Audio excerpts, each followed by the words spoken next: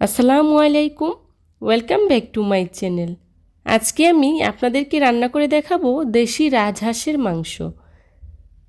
শীতকালে কম বেশি আমরা সবাই রাজহাঁস খেয়ে থাকি, কারণ শীতে আমরা সব থেকে বেশি হাঁসের মাংসটা খেয়ে থাকি।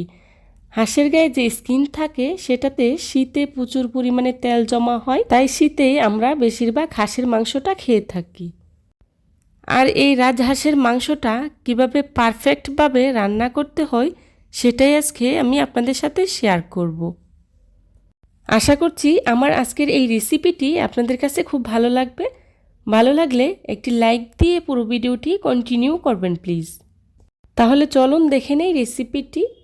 রাজহাঁস রান্না করার জন্য আমি এখানে গোটা একটি রাজহাঁস নিয়েছি। রাজহাঁসটিকে আমি ভালো করে কেটে ধুয়ে পরিষ্কার করে নিয়েছি, আর এরকম ছোট ছোট সাইজ করে কেটে নিয়েছি। এখানে 3 কেজি পরিমাণে মাংস হয়েছে।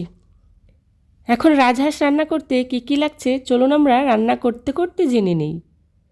এবার চুলায় একটি প্যান বসিয়ে দিয়ে দিচ্ছি রান্নার রেগুলার তেল 1/3 কাপ। তেলটা হালকা গরম হয়ে আসলে এর মধ্যে দিয়ে দিচ্ছি পেঁয়াজ কুচি 1 কাপ। পেঁয়াজটা আমি ভালো করে ভেজে নেব। আমার পেঁয়াজটা ভাজা হয়ে গিয়েছে। এখন এখান থেকে আমি কিছুটা বেরেস্তা উঠিয়ে রাখবো পরবর্তীতে রান্নায় ব্যবহার করার জন্য।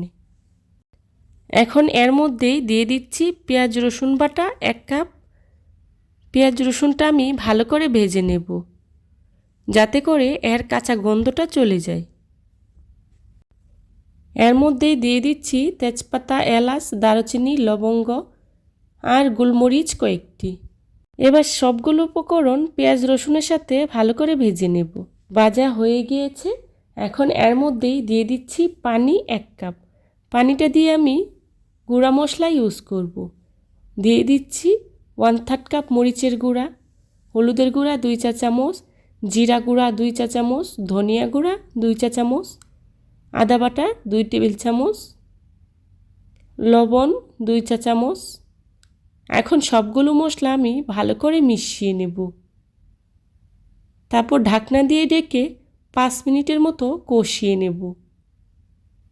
মশলাটা আমি খুব ভালো করে কষিয়ে নিব, কারণ মশলাটা একটু সময় নিয়ে ভালো করে কষিয়ে নিলে তরকারিটা খেতে খুবই ভালো লাগে।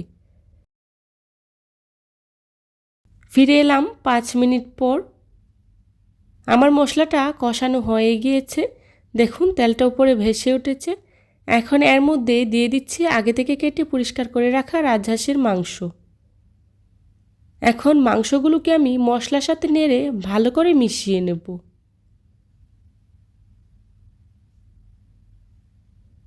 মাংসটাকে আমি খুব ভালোভাবে নেড়ে মশলার সাথে মিশিয়ে নেব।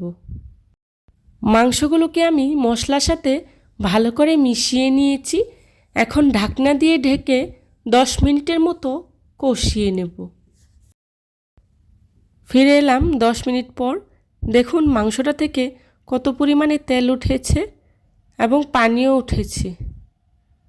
এখন আমি এই পানি দিয়েই হাঁসটাকে ভালো করে কষিয়ে নেব। আমি এখানে এক্সট্রা কোনো পানি ব্যবহার করিনি, হাঁস থেকেই পানিটা উঠেছে। এখন আমি হাঁসটাকে প্রায় 30 মিনিটের মতো ভালো করে কষিয়ে নেব। মাঝখানে আমি কয়েকবার নেড়েচেড়ে দিচ্ছি, যাতে করে নিচে লেগে না যায়। হাঁসটাকে আমি খুব ভালো করে কষিয়ে নিব, কারণ রাজহাঁসের মাংস অনেকটা শক্ত থাকে, তাই আমি একটু বেশি সময় নিয়ে হাঁসটাকে ভালো করে কষিয়ে নেব। আমার হাঁসের মাংসটা কষানো হয়ে গিয়েছে। এখন এর মধ্যে দিয়ে দিচ্ছি পানি। আমি এখানে হাঁসটাকে প্রায় 50 মিনিটের মতো সময় নিয়ে ভালো করে কষিয়ে নিয়েছি। আপনারাও চেষ্টা করবেন একটু সময় নিয়ে রাজহাঁসটাকে ভালো করে কষিয়ে নেওয়ার জন্যে। পানিটা দিয়ে আমি ঢাকনা দিয়ে ঢেকে আরও কিছুক্ষণ রান্না করে নেব।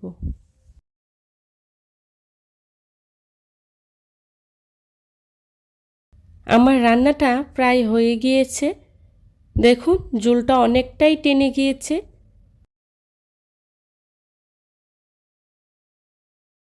এখন এর মধ্যে দিয়ে দিচ্ছি কাঁচামরিচ কয়েকটি। দিয়ে দিচ্ছি 1 চা চামচ গরম মশলা গুঁড়া, দিয়ে দিচ্ছি আগে থেকে ভেজে রাখা বেরেস্তাগুলো।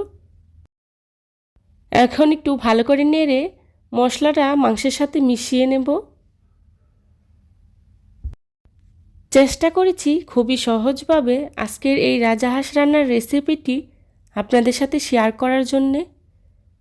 আশা করছি আমার আজকের এই সহজ রেসিপিটি আপনাদের কাছে খুবই ভালো লাগবে। যদি ভালো লাগে তাহলে অবশ্যই একটি লাইক, কমেন্ট, শেয়ার এবং সাবস্ক্রাইব করে পাশে থাকা বেল আইকনটি অন করে দিবেন, যাতে করে আমি ভিডিও ছাড়ার সাথে সাথেই আপনাদের কাছে নোটিফিকেশন পৌঁছে যায়। আপনাদের একটি লাইক এবং একটি কমেন্টস আমাকে নতুন নতুন কন্টেন্ট তৈরি করতে অনেক উৎসাহ যোগায়। হয়ে গেল আমার মজাদার রাজহাঁস রান্না। দেখুন কত সুন্দর একটা কালার এসেছে। এখন চুলা থেকে নামিয়ে পরিবেশন করব।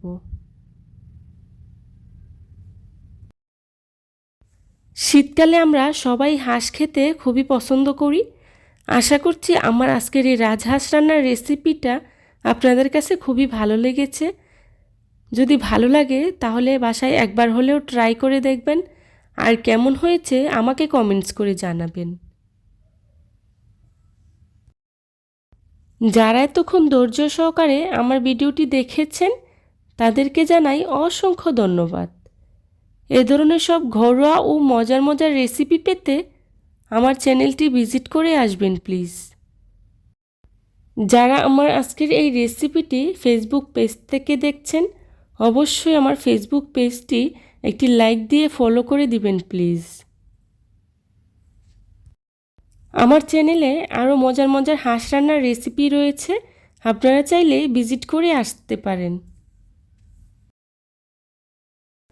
পরবর্তী রেসিপি দেখার আমন্ত্রণ জানিয়ে আজকের মতো এখানেই বিদায় নিচ্ছি। সবাই ভালো থাকবেন, সুস্থ থাকবেন। আল্লাহ হাফেজ। আসসালামু আলাইকুম।